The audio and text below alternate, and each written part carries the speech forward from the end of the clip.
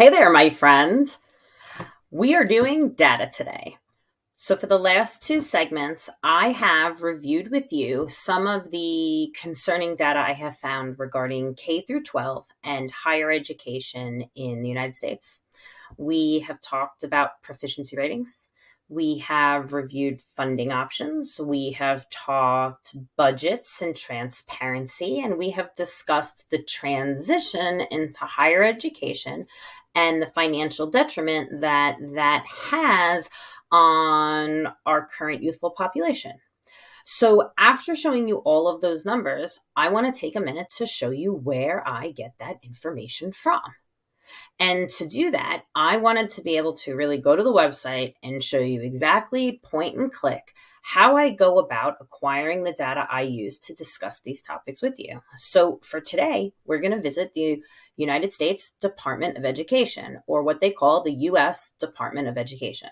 So what we're going to do is go to ed.gov and use this neat program called Loom to do a point and click tutorial. So follow me along as we take a look at this website. So the first thing I want you to do is I want you to join me over at ed.gov. When you get there, you're going to see exactly what you see on your screen, a bright blue and white page with 4 tabs at the top: student loans, grants, laws, and data. Anything you want to know about your public school system is on this page. And the details about the assessments and the information they collect on our students are here as well. So we're going to start today with the data tab. Why am I starting at the end and not the beginning? Because here's the thing. We can spend all the time we want looking at student loan information, grant information, and laws. However, if we don't understand the population and the groupings that they use to identify these things, how are we going to have a conversation about improving them? We can't. So what we need to do first is understand exactly where we stand as a nation, as states, and as individual counties and townships that have schools. And this data tab will begin to show us how to do that. So let's click right here and jump right on in. This page does have a habit of loading slowly, so don't go click crazy because it will freeze on you. I do want to take a sec and discuss what I love about this page, because there are a few really great things. And I have to say, if I'm gonna sit here and berate what's happening in education, I do want to take a few moments to point out some things that they do to make it easier for parents. This blue box here has never changed. I have been reading about academic data since like 2012, and this page has never changed. The information on it adjusts, but the setup of it is always the same. So this is a really great resource for parents and community members to go and see how their tax dollars are being used for public education. What you'll find right here at the beginning of this blue box is the nation's report card. I've spoken about this before and pulled data from it. Today, we're going to take a look. So let's just click right on in there. And up, you'll notice now, as this comes up, we have left the Federal Department of Education. Okay, we are now on another website. And this is why I wanted to do it in a point and click manner with you. This site links us to other sites that collect data for all different kinds of educational reasons and needs. Why do we want to know that? Because if you've ever been down a rabbit hole, wow, can you do that on this page? You'll click. Next thing you know, you're 9 websites away from where you started, and you're a little confused on what exactly you've been reviewing. So we want to make sure that we just don't go click crazy here, because it can get out of hand quick. So right here on the Nation's report card, we see they have highlights for reading and math. They have an option where we can choose a state. Don't do it yet. We're going to get there. But then if you scroll down, it has this great chart, which I'm going to encourage you to expand to show all subject areas. So now what you're going to notice is that they have the subjects organized by groups: math, reading, arts, civics, all grouped. Then in each grouping of subjects, there's grades. If a grade is missing, it is because there is no assessment in that year to track data on. So right here in math, we track it in 4th grade and 8th grade as a nation. There is no assessment in 12th grade. Now, that doesn't mean your state doesn't have one. That means as a country, we don't have a federal exam that is testing for proficiency. So what I need you to do as parents and community members and taxpayers is read through this and take a look at what you're seeing. Now, the one thing I do want to point out about this graph, it can be a little misconceiving, because I've been telling you a lot of negative things about the statistics going on in education, yet if you look here, you'll see a lot of up arrows. And if I just scroll through, you'll see even more. What I want you to realize on these points is that when you're dealing with data, you do come across moments where you have mutated data. Basically, something occurred that makes the number weird amongst the other numbers. So if we were going to look right here at civics, this is a great example. So the first thing is the current year of the assessment is 2010. We're a little behind in tracking our civics data. Then the prior year, the assessment that it was compared to is 2006. When you have a massive gap in assessment years, you see massive changes in data. This is not a fair comparison to the other things in this row. So when you're looking at these ups, please stop and take a second to look at the years that you're dealing with. I think the way our nation tracks data might become concerning for you. After you take a minute to look at this, we're going to scroll back up and take a look at these highlights. I am not going to read through these with you today. However, I strongly suggest you read through them. You will notice scores decline. You will notice scores decline across all regions. You will notice charts that show the United States and the lack of success we are having from coastline to coastline.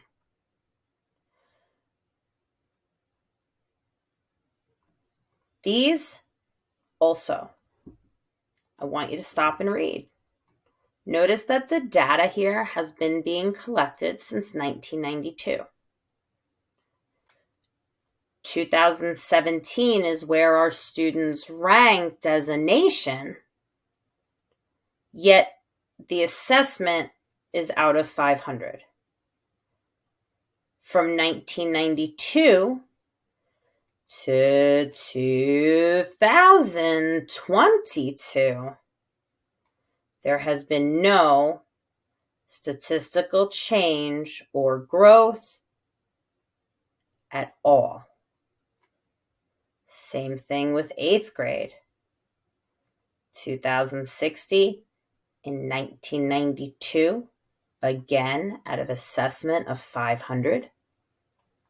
All this time, all this funding to 2022, and there is no significant change in academics. These highlights should blow your mind.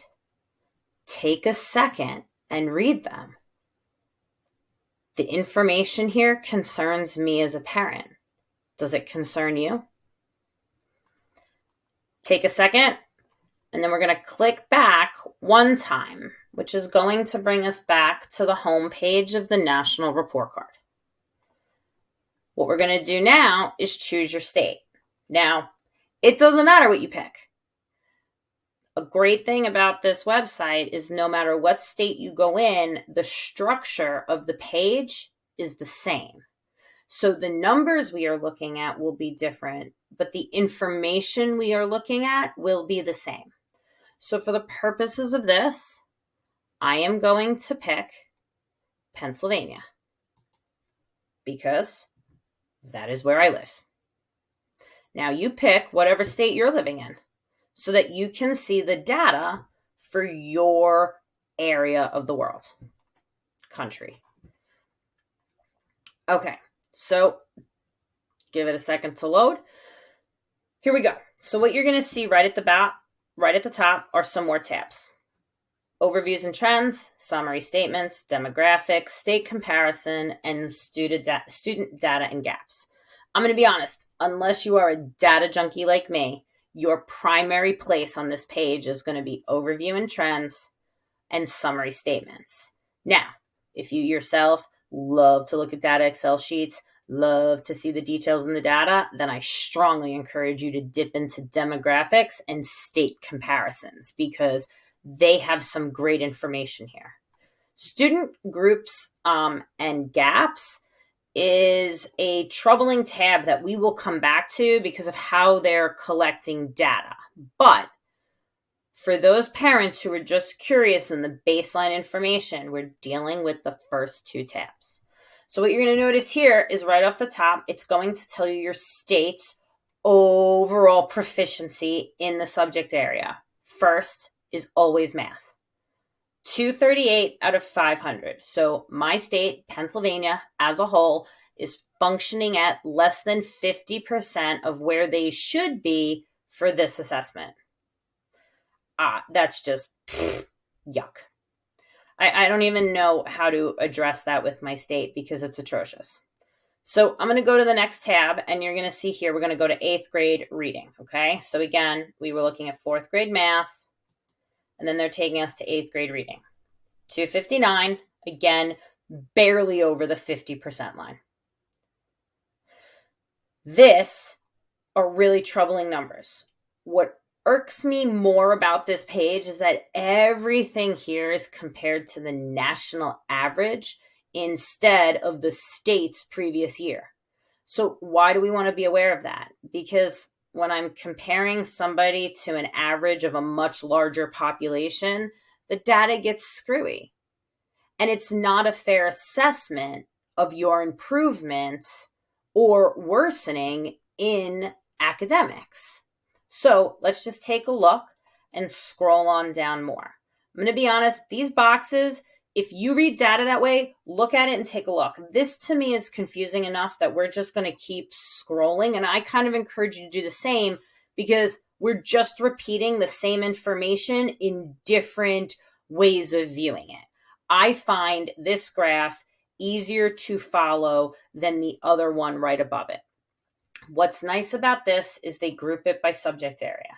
So you're seeing math, grade 4. Then you have reading, grade 4. Science 4, writing 4. And when you scroll back to the top and change the year, this year will change. And to scroll to the top, you have to go, I'm showing you here, you got to go all the way back up here. All right, so now if we look at 4th grade, you're going to see 1992 is when they started collecting data. 2002 is where we are now. This score is how your state performed that year out of 500. The next column is the change from the previous year. Now, we're going to skip this blue column. I'm going to come back to this because this blue column really, it's there to trick you into thinking they're doing a good job, and they're not. So for now, let's just keep going. So now this is the score your state has now. Then this is the percentage from this score that are basic, proficient, and advanced. This is the number in Pennsylvania that blows my mind. 40% are above or proficient. 76 are basic. And basic is a really nice way to say behind. And we only have 8% in Pennsylvania that are advanced. Yet, my state has almost a 92% graduation rate. and we send 96% of the kids who graduate off to higher education, even though less than 33% of graduates from the state actually complete college. Now, why is this concerning? Because even though the facts about education seem to be right out in front, our federal government is still doing something like this blue tab. This is a yucky thing to do because it confuses people who don't sit like I do and read this data a lot. Do you know why this is yucky? Because you see all these pluses. Doesn't that make you feel good? That makes you look at this and think, yeah, my state's getting better. But really, it's just us misreading a graph. Because if I acknowledge the heading, this is the difference from the national public. So you remember a couple pages ago, we were looking at how the nation is doing in math and reading? Well, this number is how much better or worse you are doing from that average, not from how the state was doing before. So here's the thing. I know as a nation, we're performing at less than 50%. I'm really not impressed that Pennsylvania is doing 2.6 points better than failing. Now, you tell me, how is your state performing in comparison to the rest of the nation? When you see this video, drop it in the comments and tell me what state you looked up and what interesting information you found. I'm dying to know. Until the next time, we're coming back with data part 2, and we're going to start breaking down how to find state level data. Guys, I hope this was interesting and this helped out. I'll see you next time.